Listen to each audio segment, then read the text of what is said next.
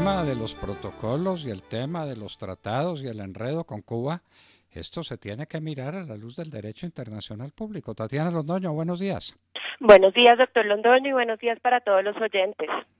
Bueno, Tatiana, ¿qué diablos es este protocolo y qué vigencia y qué validez y qué fuerza tiene en el derecho internacional público un papel de esos?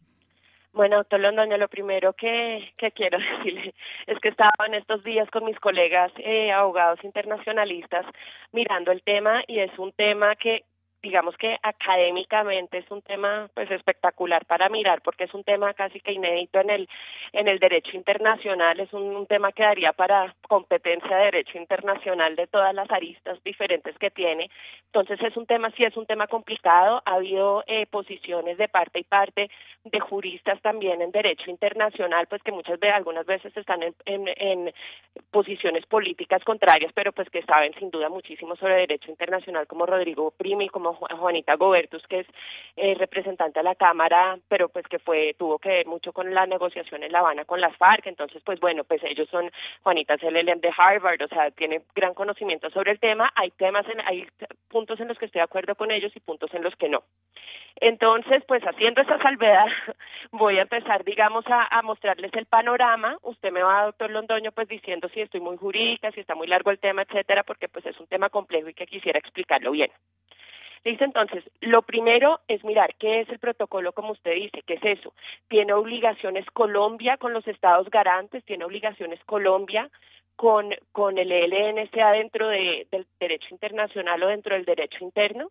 Entonces, yo acá hago una salvedad que es que soy sincera que no encontré públicamente los acuerdos o los convenios con los estados garantes, que eso hubiera dado muchas luces sobre qué papel juegan o qué documento hay suscrito con ellos, o si simplemente existe esos protocolos que todo el mundo firma y ya sin ningún otro documento jurídico, que eso nos hubiera dado muchas luces, Ah, digamos, sobre el tema. Entonces ese tema yo lo estuve buscando y no lo he encontrado. a Entonces, ver, Tatiana, puede, si no existen, no son tratados internacionales porque el tratado internacional se incorpora a la legislación interna a través de una ley de la República. Si no existe esa ley, exactamente. esos documentos no existen y no tienen validez y no tienen poder vinculante con Colombia. Claro, pero puede ser, pues ahí nos estamos adelantando un poquito a lo que iba a discutir, pero sí, tratado internacional claramente no es un tratado, pero hay algunos documentos que se llaman convenios de cooperación técnica internacional, que son en los cuales un Estado presta asistencia a un país, o pues a un Estado, en este caso Colombia, sin contraprestación alguna, y esos no tienen que tener las formalidades de los tratados. Entonces esto hubiera podido serlo, pero el documento como tal, como le digo, yo no lo encontré. O sea, no puede existir y que no sea público. Eso puede pasar, pero yo no lo encontré. Pero ya le voy a después a decir por qué este tema me parece que, si bien es un tema muy interesante para mirar desde la óptica del derecho internacional, no es fundamental para mi teoría sobre si aplican o no, sobre si los protocolos generan o no obligaciones en este caso. Y acá también hay que hacer la salvedad que toca mirar esas obligaciones bajo dos, digamos, bajo dos puntos de vista diferentes, bajo dos aristas. Uno, que son las obligaciones de Colombia de respetar ese protocolo, y el segundo punto que hay que mirar es cuáles son las obligaciones de los estados garantes, ¿no? Entonces, lo primero que todo que toca mirar es qué naturaleza tuvo el acto. O sea, la bomba en la Escuela General Santander, ¿qué naturaleza tuvo? Salió el ELN a decir que era un acto de guerra, claramente, y que era un acto de guerra dentro del derecho a la guerra. Entonces, no lo es, no es un acto que haya respetado el DIH, porque uno, y en esto estoy de acuerdo con el doctor Rodrigo Primi, con su columna, que esto lo expone y lo expone muy bien, que es que uno, la policía tiene naturaleza civil y no armada, es una organización civil, y dos, eran unos alumnos desarmados, y pues además hay indicios de que pues trataron de hacerlo contra el casino de oficiales, que es donde estaban las familias. Entonces eso violaría además los principios de distensión y de humanidad del DIH. Entonces, en fin, entonces esto no fue un acto que se cobijara dentro de ese sentido, y entonces en ese sentido caeríamos dentro del ámbito de los convenios que hay contra el terrorismo, de las convenciones, porque las convenciones dicen que si es dentro del DIH, pues aplican las normas del DIH, el convenio, la Convención Internacional para la represión de los ataques terroristas cometidos con bombas específicamente es el que yo estoy hablando. Ese convenio fue adoptado por la Asamblea General de las Naciones Unidas en diciembre del 97, tiene 170 estados partes, dentro de los cuales están Colombia, que ratificó en el 2004, Cuba en el 2001, Chile 2001, Noruega 99. Entonces, digamos que ese convenio sería pues aplicable en ese sentido. ¿Quiénes dicen? Comete un delito en el sentido del presente convenio quien ilícita intencionalmente entrega, coloca, arroja o detona un artefacto o sustancia explosivo u otro artefacto mortífero en contra de un lugar de uso público, una instalación pública o de gobierno. Entonces, ahí cabe. Y también quien participe como cómplice o quien organice o dirija esto. Acá yo hago una salvedad, que es que sí es importante que la Fiscalía entregue pruebas de que los que estaban allá como negociadores hayan tenido que ver o hayan sabido sobre este ataque, porque pues simplemente por ser cabecillas yo creo que no les... Pero ellos mismos lo dijeron. ¿No hay una declaración del ELN diciendo que asume la responsabilidad de ese atentado?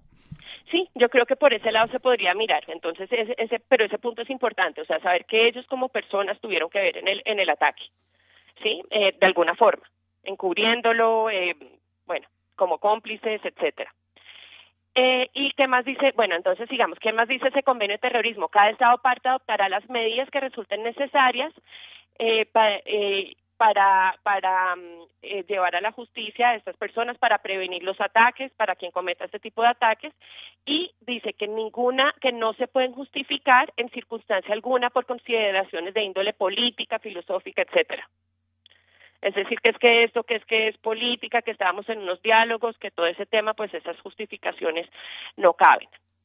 ¿Ya? Entonces, bueno, está por un lado esto. Por otro lado está la resolución 1373 del Consejo de Seguridad de las Naciones Unidas, que ayer mencionó el canciller, que recordemos que el Consejo de Seguridad es el único órgano del sistema internacional o de las Naciones Unidas que puede emitir resoluciones que son vinculantes para los estados, en este caso para todos los estados miembros de las Naciones Unidas, que son todos los del mundo, salvo creo que uno en el Pacífico Sur, si no estoy mal.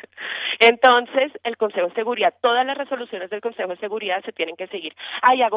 Salvedad, un tema que me hizo falta. Los convenios contra el terrorismo, pienso yo, entran por parte del bloque de constitucionalidad acá al país, porque esos sí son tratados que tienen relación con los derechos humanos, el tema del derecho internacional humanitario.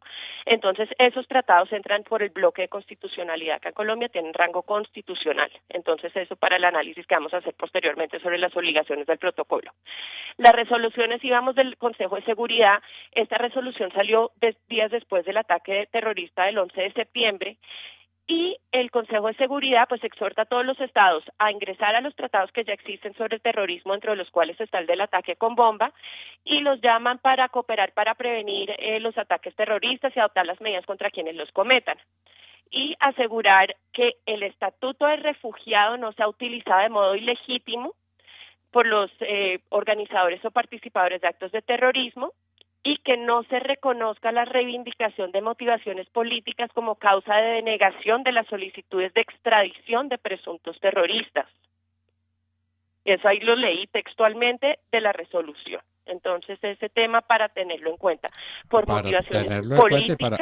Y para que Cuba lo tenga en cuenta, ¿no? Exactamente. Entonces, eso está ahí textual en la resolución 1373 del Consejo de Seguridad, el cual todos los estados del mundo tienen la obligación de seguir, so pena de hacerse objeto de sanciones por parte del Consejo de Seguridad.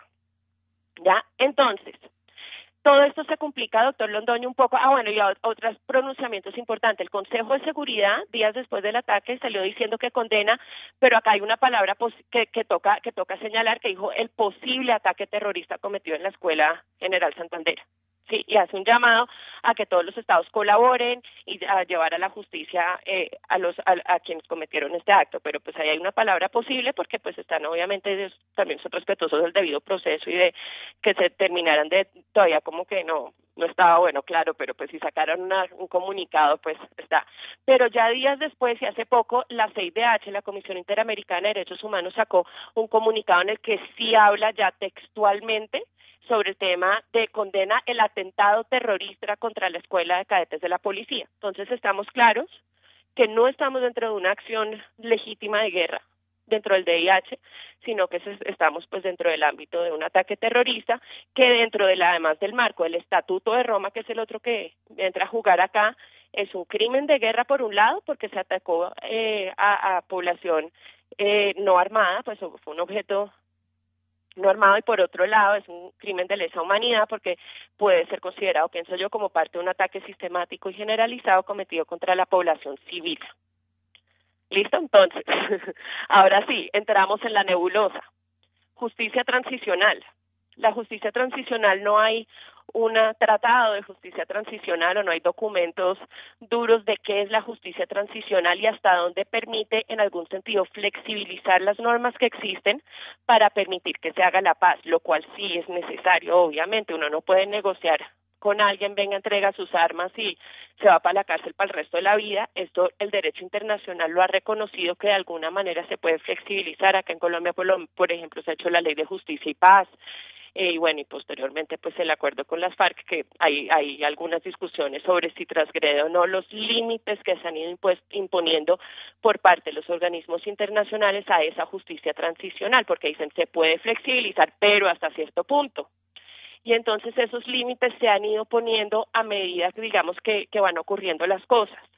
Entonces, por ejemplo, la Fiscalía de la Corte Penal Internacional ha dicho, sí se puede, pero tiene que haber justicia por los crímenes que son de competencia de la Corte, crímenes internacionales que son crímenes de guerra y de lesa humanidad, dentro de los cuales están los ataques terroristas, por ejemplo.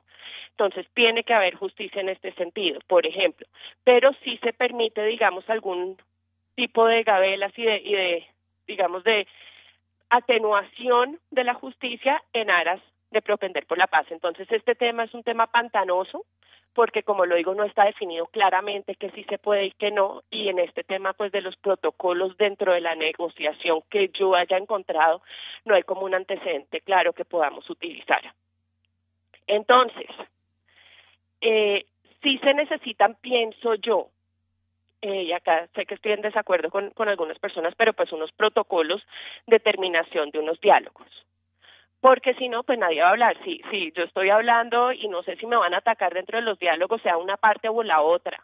Ahorita porque están en Cuba, pero por ejemplo acá en el Caguán, si yo no sé que van a llegar a emboscar y a matar al presidente, pues cuando se terminen los diálogos y deciden terminarlo en ese mismo instante y matarlo, ¿sí?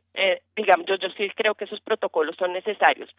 Pero acá yo voy a poner donde radica toda mi teoría, que es que esos protocolos cubren los actos que se cometieron hasta ese momento, no los actos, los crímenes internacionales, sobre todo cometidos después. Y voy a decir por qué. Y en esto es donde no estoy de acuerdo con algunos de mis colegas. ¿Qué pienso yo? Uno, los protocolos de diálogo son actos soberanos del Estado. ¿Por qué? Porque el ELN o los actores armados, en este caso un conflicto armado no internacional, no son actores internacionales. Luego estamos dentro del marco de actos soberanos del Estado. Dos, los actos soberanos de los Estados no pueden contrariar el derecho internacional. Uno no puede incumplir una obligación internacional escudándose en un acto interno. Tres, ya sabemos que la justicia internacional ha dicho que el objetivo fundamental, por ejemplo, del Estatuto de Roma y esos convenios antiterrorismo, es que no se vuelvan a cometer esos actos nunca más. Y que todos los, o sea, son, digamos, la disuasión es uno de sus objetos fundamentales. Y ya lo ha dicho el vicefiscal de la Corte Penal Internacional en sus visitas, que el objetivo de la justicia transicional, que las penas y que toda la justicia transicional también tiene que servir un objetivo que es disuadir a los futuros que quieren cometer esos actos. Entonces, ese tema a mí me parece fundamental, porque si uno firma un protocolo de exterminación del conflicto en el cual dan un despeje de 72 horas para una persona para meterla, los traen en helicóptero, los sueltan, les hacen despeje, eso es darle, doctor Londoño, una carta blanca para que vuelen el país durante los diálogos, porque por ningún lado van a tener justicia. O sea, si se firma el convenio, pues la justicia va a ser obviamente atenuada, y ya sabemos pues el antecedente que hay con las FARC, que no pagaron cárcel los actores, pues los autores de terrorismo, que estamos hablando en el caso puntual. Y por el otro lado, si fracasan los diálogos, me sueltan en la selva y me llevan y tampoco pasó nada. Entonces pues voy a poner bombas, voy a aterrorizar el país, voy a hacer lo que yo quiera durante esos diálogos que por ningún lado me van a poder condenar. Y yo creo que eso va en contra Entonces, de los tratados internacionales, de la Convención contra el Terrorismo, incluso contra el Estatuto de Roma, pues contra el espíritu del Estatuto de Roma que exige que haya justicia por este tipo de crímenes dentro de la justicia transicional. Entonces yo creo que ese protocolo, en cuanto no previó ese tema, iría en contra de esos convenios. Entonces, por ese lado, por un lado, si el protocolo fuera un documento internacional, pues uno no puede decir es que yo tengo un contrato firmado acá con otro estado para incumplir todas las resoluciones del Consejo de Seguridad, porque igual voy a ser responsable internacionalmente y voy a tener obligaciones, puedo haber incumplido mis obligaciones internacionales y por eso voy a tener, se dice accountability, voy a ser responsable por no haber cumplido mis obligaciones internacionales. Y pues si es nacionalmente tampoco se puede, porque como le decía, un Estado no puede escudarse en sus propios actos para incumplir una obligación internacional. Entonces, ese es, digamos, el primer tema, sea cual sea la naturaleza del protocolo, digamos, en gracia de discusión, que sí genere obligaciones como tal, o sea, internacionales o sea nacionales, si está en contra de unos documentos duros de derecho internacional, como son la convenios contra terrorismo con artefactos de bomba, o contra resoluciones del Consejo de Seguridad, pues en ese sentido, ese protocolo. Entonces, los protocolos sí sirven para, por ejemplo, si hubiera sido una emboscada, un acto, digamos, dentro del DIH, ok, sí, pero si son por crímenes internacionales, en mi consideración priman los tratados internacionales a los cuales están obligados duro, pura y duramente, Colombia, Cuba, Noruega, pues todos los garantes. Entonces, por ese lado, por eso yo digo que la naturaleza misma del protocolo, en mi teoría, no importa cuál es, o sea cual sea la naturaleza de ese documento, priman esos tratados en ese momento. Es un tema como de jerarquía internacional, digámoslo así, de jerarquía normativa internacional. Y por otro lado, espero no estarlos aburriendo, el tema de cuál es la naturaleza de los protocolos, yo lo analicé igual de esta manera.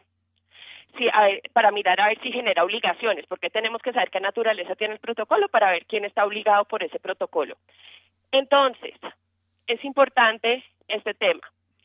Y en esto yo me permito estar en desacuerdo con el gobierno con todo el respeto del mundo.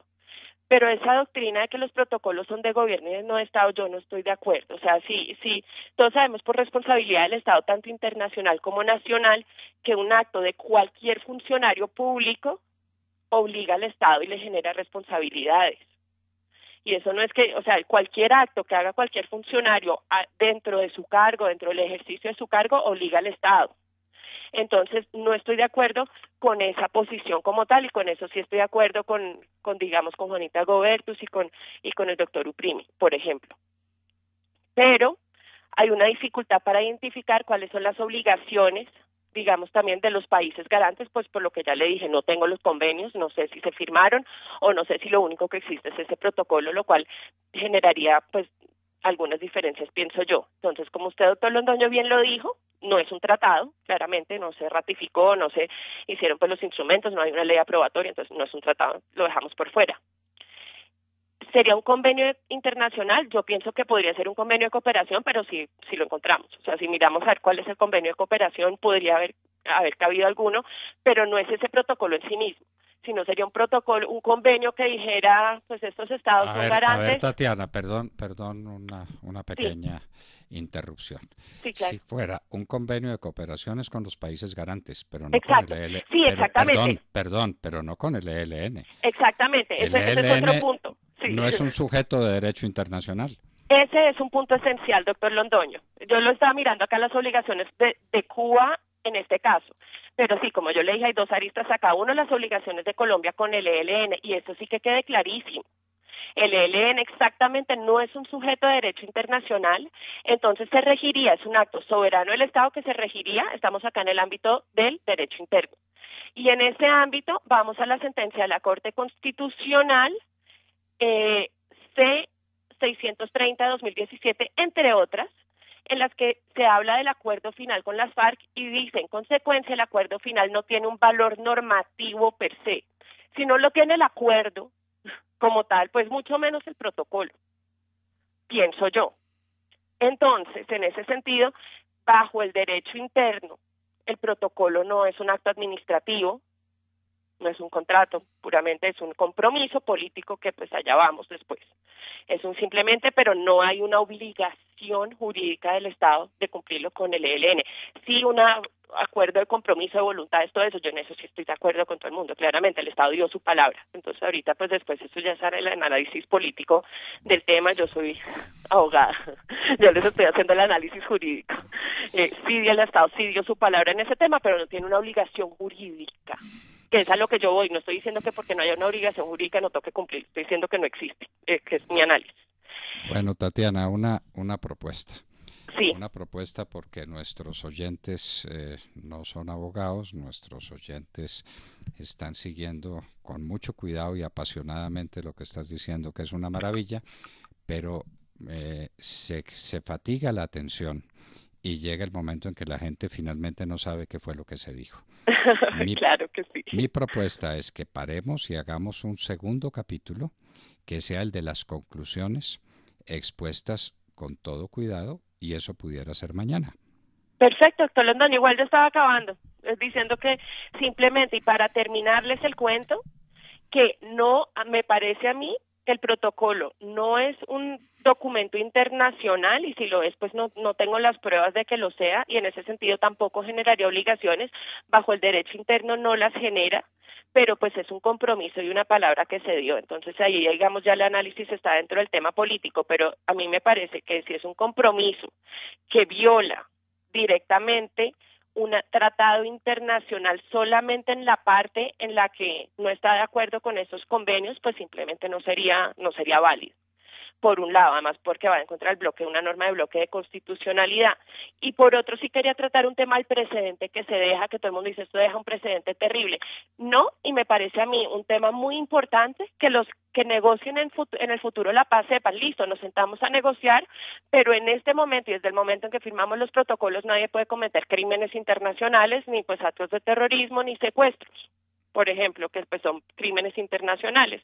Entonces a mí no me parece que esto sea que es que el gobierno faltó a su palabra, que nada, simplemente están aplicando tratados internacionales que rigen la negociación. Entonces sí me parece un tema que yo no creo que ponga en riesgo, digamos, que la estabilidad jurídica, la posibilidad de futuros diálogos, que no se crea la palabra Colombia, no, Colombia está aplicando los tratados que tenía que aplicar. El protocolo cubría hasta de un cierto momento de ciertos actos que se han cometido hacia el pasado, y eso era lo que estábamos acordando negociar sobre los actos hacia atrás, pero no sobre nuevos actos. Entonces carta blanca para que todo el mundo cometa atrocidades de aquí en adelante, y van a quedar cobijados por el diálogo ustedes tranquilos. Entonces esa básicamente, si no entendieron lo demás, mi conclusión es esa. Tatiana, perfectamente válida. Reservemos unos minutos de mañana para que hagas una especie de síntesis de lo dicho de manera muy clara, muy fácil, al alcance de cualquier persona de buena voluntad que quiera conocer estas conclusiones. Eso es obvio, no se trata de un tratado internacional, mucho menos con el ELN, que no es sujeto de derecho internacional público. Se trataría de un convenio con los países garantes que no se conoce. Que no se conoce, luego no existe, porque la esencia de los actos públicos, de los actos del Estado, es la publicidad, Tatiana. Es la publicidad. Lo mismo pasa con la ley que con cualquier acto administrativo, que con cualquier acto de cualquier género.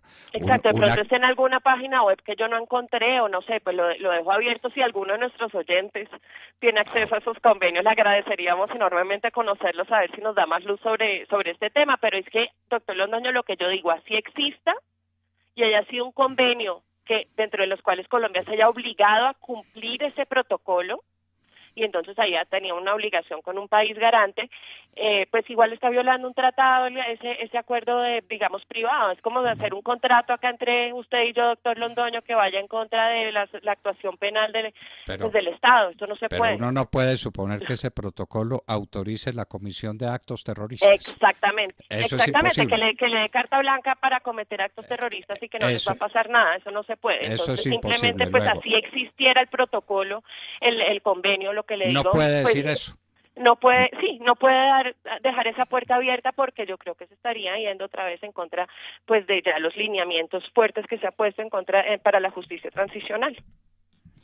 Bueno, Tatiana, entonces más adelante, en cualquier ocasión que tengamos, que espero que sea muy pronto, sacaremos de nuevo conclusiones, síntesis claras y precisas. Has hecho una exposición jurídica académica. académica. Es que yo me jurídica. Apasiono con estos temas, doctor Londoño. Yo le pido excusas a los oyentes, pero pues es que es un tema jurídico, pues académico, además que no es fácil. Entonces, por eso pues, yo creo que era importante hacer, digamos, que la aclaración de por qué llegó a esas conclusiones, pero esa es la conclusión fácil, es lo importante que entiendan. Conclusiones que son contundentes. Listo. Y a la luz del derecho internacional público y del derecho colombiano. Volveremos sobre ellas con conclusiones sencillas, tranquilas, que la gente recoja esta exposición académica maravillosa. El convenio, que se sepa, o no existe o está escondido. Y hay que encontrarlo. El famoso protocolo, hay que encontrarlo. A ver dónde está. El protocolo está. Pero pues ese protocolo no es nada. Y ese protocolo no es nada, y ese protocolo, el ELN no es parte de ese protocolo. No, es una norma para un diálogo, o sea, es un protocolo que yo puedo hacer para una reunión. Pues, ¿eso qué es? Pues no es nada. Es un protocolo. Es un protocolo. Sí. Luego, un acto terrorista jamás puede estar cubierto por una decisión de este estilo. Jamás. Jamás. Exactamente. Ni Cuba, ni Noruega, ni nadie pueden decir apliquemos el protocolo cuando estamos a la vista de un acto terrorista que está... Y sobre todo de un acto nuevo. De un acto nuevo, claro. Exacto. De un acto terrorista nuevo cometido en medio del protocolo. En medio de los diálogos. Muy bien. Exacto. De manera que esas son las conclusiones fundamentales. Tendremos otra ocasión para hacer un pequeño resumen, porque esta exposición académica a esta exposición académica le tenemos que sacar partido con unas conclusiones puestas al alcance de todos. Tatiana Londoño, muchísimas gracias. Gracias, doctor Londoño, y gracias a todos los oyentes y por la paciencia.